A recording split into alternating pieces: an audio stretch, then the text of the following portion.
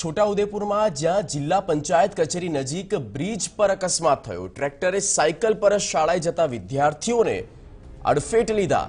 એક વિદ્યાર્થી ગંભીર છે અને બેને સામાન્ય ઈજા પહોંચી છે।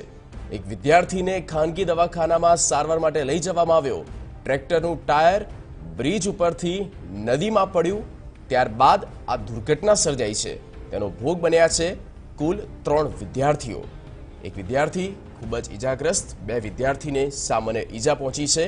જિલ્લા પંચાયત કચેરી નજીક જે બ્રિજ આવેલો છે તે બ્રિજ પર આ અકસ્માતનો બનાવ બન્યો છે।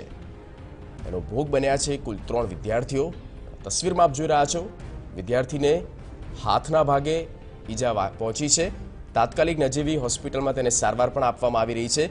મકબૂલ મંસૂરી સંવાદદાતા ફોન લાઈન પર। મકબૂલ, ઘટના બની કેવી રીતે, કોની બેદરકારી અને જે વિદ્યાર્થીઓ ઈજાગ્રસ્ત થયા છે તેઓની સારવાર કેટલે પહોંચી? જગદીશ, હું તમને જણાવી દઉં કે આજે છોટાઉદેપુર નજીક જે ઓરસંગ નદી છે, ઓરસંગ નદીનો જે બ્રિજ છે એની પછી આ જે બાળકો જે સવારના સમયે સ્કૂલે જઈ રહ્યા હતા એ દરમિયાન જે આ જે ટ્રેક્ટર ભરવા જઈ રહેલું જે રેતીનું જે ટ્રેક્ટર છે એ ટ્રેક્ટર બેફામ રીતે જઈ રહ્યું હતું અને તેને કારણે આ જે ટ્રેક્ટરના ડ્રાઈવરે સ્ટેરિંગ પરનો કાબુ ચૂક્યો હતો અને જે સામે આવેલા જે બાળકો છે જે સાયકલ પર સવાર હતા તેને અડફેટે લીધા હતા। તેમાં જે મંગેશ નાયક નામનો જે વિદ્યાર્થી છે એ વિદ્યાર્થી ગંભીર રીતે ઘવાયો હતો અને જે 2 બાળકો છે એ બાળકોને સામાન્ય ઈજા થઈ હતી। આ 3 બાળકોને ખાનગી હોસ્પિટલમાં લઈ જવાયા હતા, પરંતુ આપણે જાણવા મળ્યા મુજબ આ જે મંગેશ નાયક છે તેની હાલ સારવાર ચાલી રહી છે, ગંભીર પ્રકારનો એને ઈજા થઈ છે।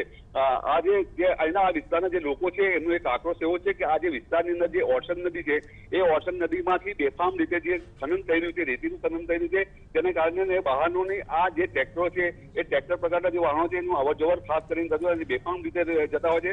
તેના કારણે લઈને આ ખાસ કરીને આવા અકસ્માતો થતા હોય છે ને જે આ જે અકસ્માત થયો છે એમાં આ 3 બાળકો ગંભીર રીતે ઘવાયા હતા। બિલકુલ મકબૂલ, આભાર સમગ્ર માહિતીને પૂરી અપડેટ આપવા બદલ। તો એ તમામ જે બંને વિદ્યાર્થીઓની સાયકલો પણ જોવા મળી રહી છે। આખરે આ ઘટનાને લઈને જે વિદ્યાર્થીઓ ઇજાગ્રસ્ત થયા છે તેઓને તાત્કાલિક સારવાર આપવામાં આવી રહી છે। સ્થિતિ હાલ વિદ્યાર્થીઓની સામાન્ય લાગી રહી છે।